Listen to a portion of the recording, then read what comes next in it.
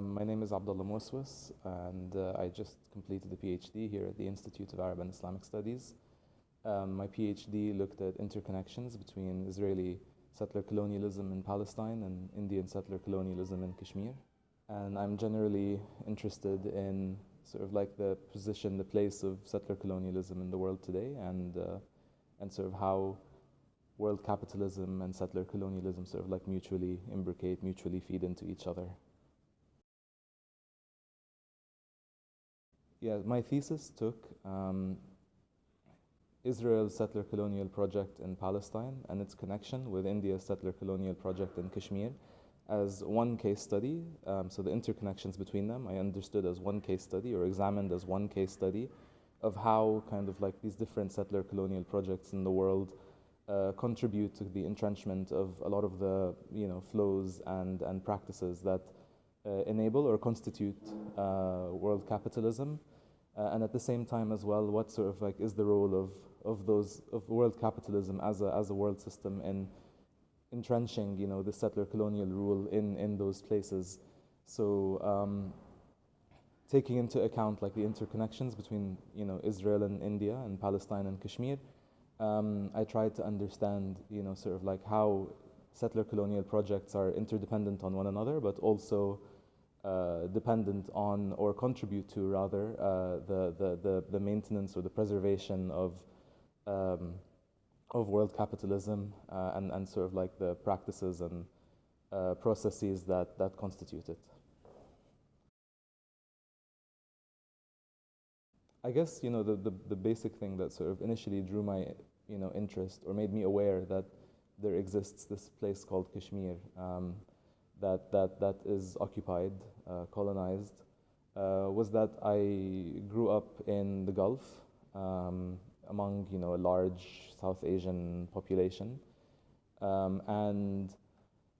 it's important, I think, when you grow up somewhere to kind of know about the communities that you live within, and live around. And so, that sort of like sparked an initial curiosity. Later in life, I was lucky enough to go and spend some time in Pakistan, where I met people who, were from Kashmir. And I was really struck by, the sort of like parallels, or the, similar experiences, that we would share with one another. And so I felt that it was really important to kind of look beyond those parallels and to think about as well what sort of like tangible connections exist between Palestine and Kashmir. Then, of course, sort of within the last 10 years, it's become really obvious, with the rise of Modi in India, even though a lot of these trends far preceded his rise, that there was this like very overt closeness between India and Israel as states. And as well between a lot of companies and sort of corporate actors that span both Israel and India. And so moving beyond the parallels, and then sort of like with this curiosity that I had about interconnections, a lot of the connections between Israel's colonization of Palestine and India's colonization of Kashmir started to kind of make themselves visible. And so it provided, a really important terrain to kind of go into and study and examine and think about, like what role do kind of these interconnections play in both places, and what role do these interconnections play in sort of like a broader sort of planetary context. The research process went through quite a few phases of design. There were a few conditions that kind of made trying to do this research a little complicated. Of course, in the early stages when I was sort of formulating my research proposal, so this would have been maybe about 6-ish years ago, Kashmir was put under lockdown. And this was before the COVID lockdown, of course. This was the lockdown that was instituted and put in place in August of 2019. And with that lockdown, there was also a communications blockade, a media and communications blockade, and that blockade stayed in place for well over a year, even more than that, maybe into 2021. And that, of course, made sort of like knowing what's going on in Kashmir really difficult, because there was a lot of control over what information was coming out of there. Initially, I really wanted, this to kind of be a little bit of an ethnographic study.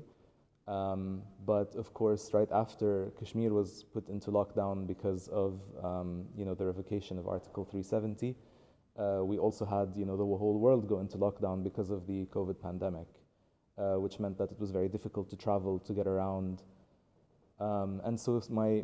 PhD effectively started during that period and then ended, of course, with the escalated genocide in Palestine. And so, these factors meant that I had to sort of really adapt my research design to take into account, sort of the dangers that this posed, both towards me as the researcher and towards anyone who I tried to involve in my research. Especially because, of course, the escalation of the genocide was accompanied by heightened repression on speech on Palestine, and something that's less spoken about but is just as important is heightened repression as well in speech on Kashmir. And so with those sort of factors in mind, my approach was that I built an archive of any sort of like sources that I could find that had interesting data in them or relevant data on Palestine and Kashmir. And so that included like,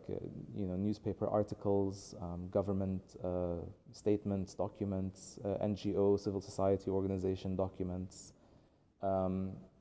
anything of the sort. And I compiled them and then sort of mined through them for a lot of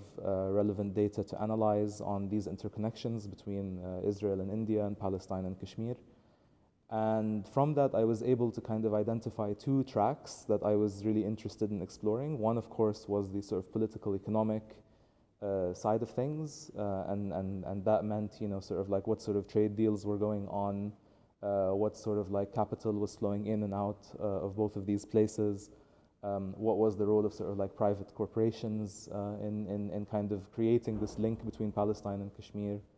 And then the other, of course, sort of track that I decided to look at was these sort of narrative trends and narrative, I call them assemblages in the thesis, that contribute to this concept of like universalist principles that create sort of like this discursive basis for all of this like sort of economic movement across Palestine, Kashmir, Israel, India, and the world more broadly. And so I sort of noticed as well within that there were these sort of like lines of discourse that tried to use sort of concepts that we generally regard as being positive, democracy, development, normalcy, things like that, as covers for like very destructive practices and very destructive acts in reference to kind of like erasing Palestinians and Kashmiris and sort of like our claims to the land. And so that was kind of the process I went down. I also tried to kind of create a little bit of a counter narrative to this idea that has existed for a really long time, that India was this like really strong champion of the Palestinian cause. And then suddenly sort of turned in the 90s towards, having normal relations with Israel. And so I also tried to look for, what sort of evidence within the archive that I had created told a different, and in my opinion, probably a more accurate story of the nature of relations between India and Israel and India and Palestine. Another really important factor in putting together this research, of course, was also this dimension of it as being a piece of research that really benefited from being embedded within a community. And so in addition to kind of like the work that I did to create my archive, to work through it, to collect data through it, to analyze the data through it, like my research also came together as a result of a lot of conversations and a lot of informal conversations that I had with people who experience the India-Israel relationship, or like, Indian or Israeli colonialism up front and very acutely. And so I think it's also just important to kind of point out that, although yes, it is my thesis, and in the end of the day I got a qualification through it, it really was, like the product of a community's work, and I think it's really important and relevant to point that out because, of course, as I mentioned earlier, the fact that there is this heightened repression in speech on Palestine, and speech on Kashmir also means that it is sometimes very difficult actually to give credit to a lot of people who played really important roles in helping me kind of like fulfill this research, since I can't, explicitly name them, but I think it's very important to kind of at least, mention that, people when they do research sometimes find it to be a very isolating experience, but actually, I don't know, my experience of doing this research was actually a very collective experience. It involved a lot of people who I wish I could thank much more openly than I am at the moment. Yeah, I mean, I kind of mentioned already a few of the challenges, in sort of like relation to, the media blockade in Kashmir, the fact that it's very difficult to travel to Kashmir and to Palestine. Sort of like these were factors that I think really had a very heavy impact on the research design, and on the methodology that I put together. Um, in addition to that, I think also in addition to like being difficult, in addition to the places themselves being difficult to access, a lot of the archives as well that contain a lot of really important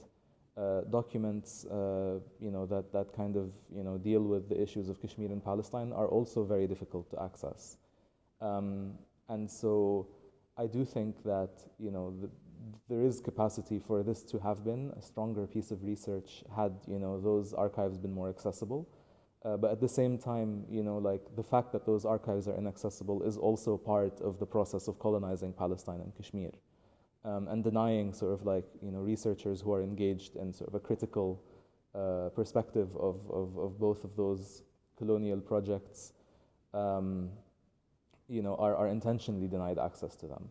So that I think was another big challenge, particularly in a sort of like explicitly research-related capacity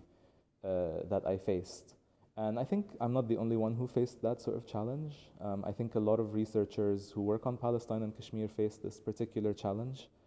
of being able to access a lot of really important archives. As well as that, I mean, of course, there was the toll that I think the escalated genocide in Palestine took on pretty much everybody in our immediate community, in Palestine studies. And of course, you kind of deal with the question of how actually impactful is research, throughout. But ultimately, I think it's really important to remind oneself that knowledge production is incredibly important, and I think no process of liberation ever occurred without being rooted or at least connected to some process of knowledge production.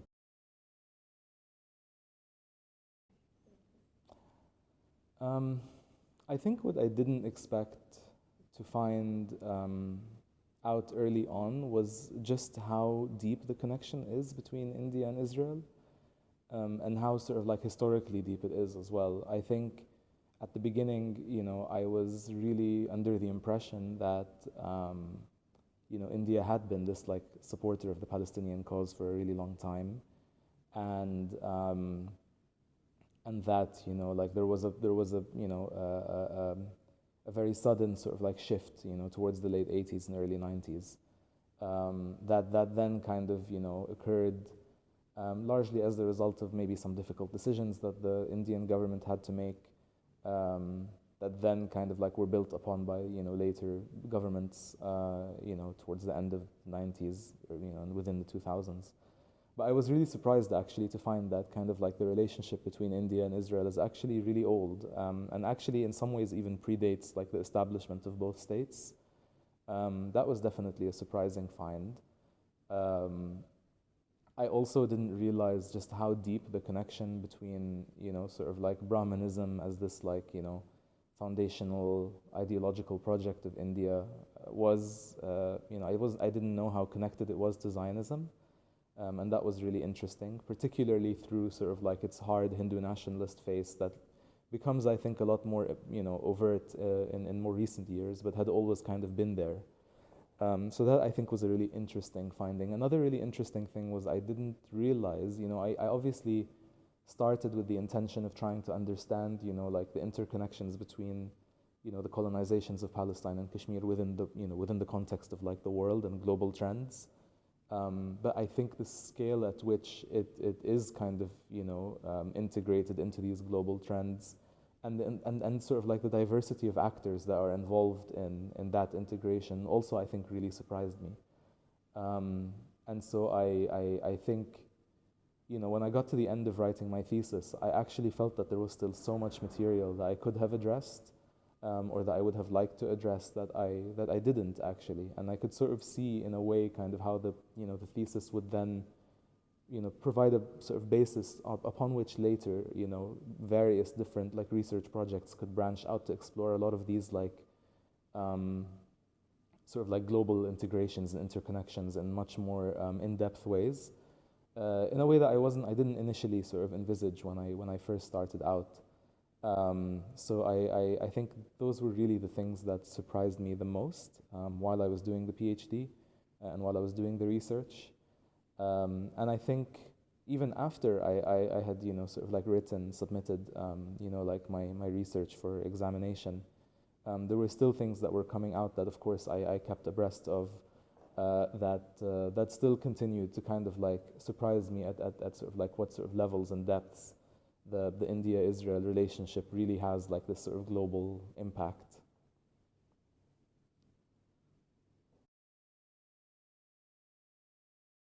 I hope there are a few things I hope come out of the thesis. I think the most sort of obvious of those hopes is that it'll contribute to finding a more sort of just outcome for Palestinians and Kashmiris, and I think people who also are sort of involved in confronting or who face other interconnected colonial projects. And that's sort of, I guess, my answer in a sort of like practical sort of like worldly context. In a more sort of, I guess, academic one, I think I would really like to see a lot more connective work that kind of goes beyond the comparative. I think there is a really interesting sort of field that has emerged of sort of comparative occupation studies or sort of comparative analyses of different sort of colonial contexts. But I think there is still a lot of room for a more sort of like connective way of thinking about the world and about different kind of experiences of colonization. I think that the processes that enable colonization in one place, and I think this was kind of one of the outcomes of my research, that the processes that enable colonization in one place and kind of the global context that enables that often then kind of draws these very, I think in some ways, quite clear lines, and sometimes not so clear, but still sort of extant nonetheless, lines of connection between other colonial contexts. And so that's why I kind of began this conversation by stating that my understanding of Palestine and Kashmir, or at least the way I conceptualize it in my research, is as one it's one case study of interconnection rather than like two case studies that I'm analyzing alongside one another. And so I think there's a lot of room to think, particularly about to build on kind of like this understanding of like Palestine as being this really globally important place, and like the colonization of Palestine being such a globally networked process or project, and as well as that the Palestinian resistance to colonization also being very globally networked and globally sort of like plugged in process. And I think there is still a lot of scope to build upon that and to understand that in more detail. And I think as well the same goes for Kashmir. And I think in Kashmir it's often not thought of in as overt terms as Palestine, how it is also a very globally networked process and a process that's very plugged into like these planetary flows and interactions, that constitute, kind of like the sort of world economy, I guess, and kind of like the narrative and discursive trends that really influence world politics. And so, yeah, I mean, I would be really curious to see kind of like, and I would hope that people kind of take up the baton, I guess, and try to understand,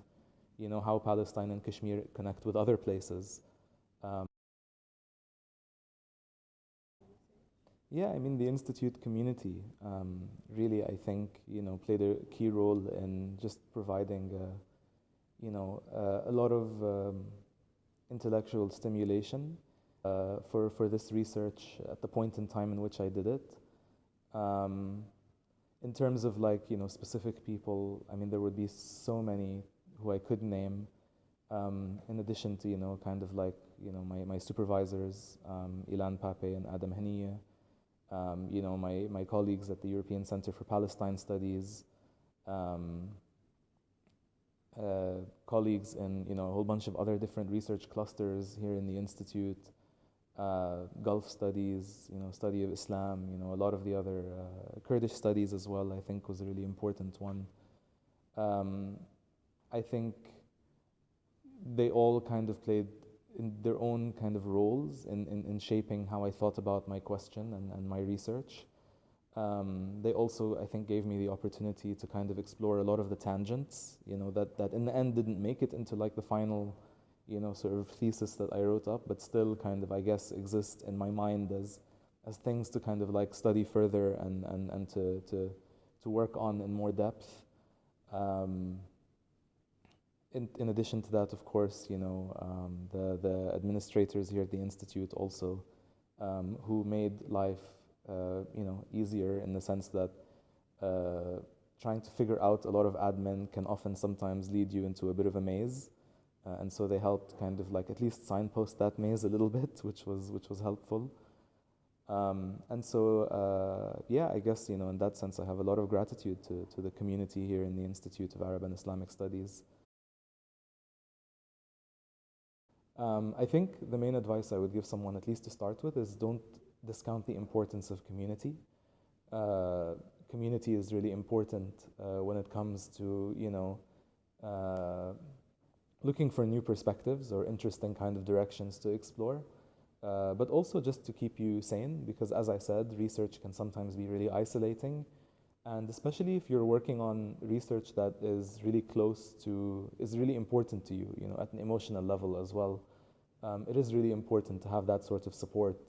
while you're doing it. And so that's sort of like a general, I think, piece of advice that I would give. When it comes more, I guess, to like the area of study that I was in, I think it's really important to not discount the role that actors that you didn't necessarily think were involved in the thing you're studying play within the sort of circuits and flows and processes and practices that constitute the actual case that you're analyzing. I also think that sometimes there is a tendency to discount certain forms of knowledge, particularly in certain kind of like academic disciplines, and political scientists and political economists, I think, can sometimes be really guilty of this. I think it's really important as well to not discount, those types of very unconventional sources of knowledge, the role of organic intellectuals, um, like the role of people who probably wouldn't think of themselves as knowledge producers, but I think absolutely certainly are. And then finally, I think um, the world is much bigger than the global north, and I guess what we could call the global minority. And I think sometimes a lot of researchers fall into the trap of thinking about how their research can be relevant, to kind of like actors within the global minority. And I think it's really important to kind of take knowledge production out of that mindset